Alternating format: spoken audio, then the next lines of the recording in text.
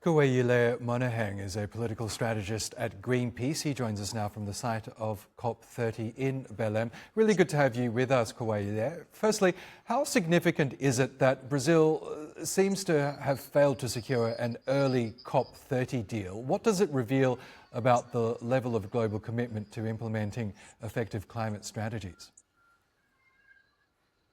Thank you so much for having me. It's the way that multilateralism works. There are different vested interests at the COP. There are lots of issues to get through, and there's, responsibility to really deliver the COP to the Amazonian people, the global solidarity that also takes place between the Congo Basin and Papua forests. This is something that's very important.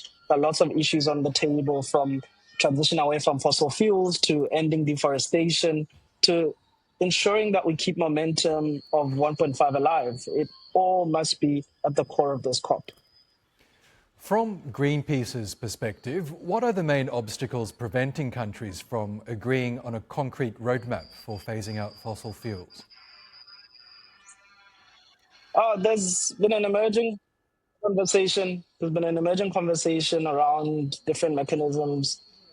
One that just came out was the transition away from fossil fuels. It's being called the TAF roadmap, which has been widely endorsed by 80 parties. However, the issue here is still the need for finance. Finance is ultimately the white elephant in the room.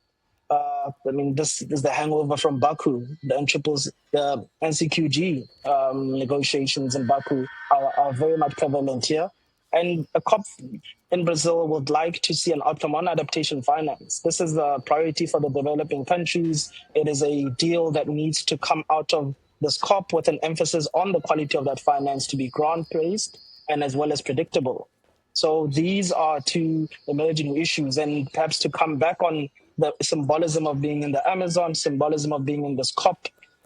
In his speech, President Lula emphasized that the COP30 needs to deliver a reversal on deforestation. Yet even in negotiation rooms between countries and observers, the roadmap for deforestation has not gained the same momentum at the UN talks, despite 42 countries expressing support for a deforestation roadmap.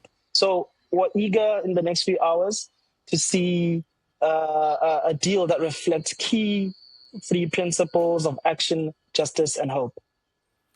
Now, the EU has proposed a more flexible, non-prescriptive roadmap. Do you believe this approach helps build consensus, or does it risk weakening the urgency of fossil fuel transition commitments?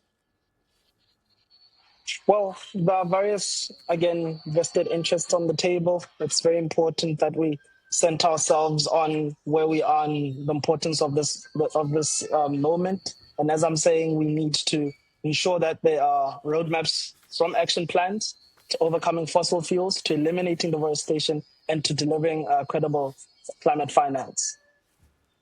Okay, Koaile Monaheng, really good to get your thoughts. Thank you again for joining us.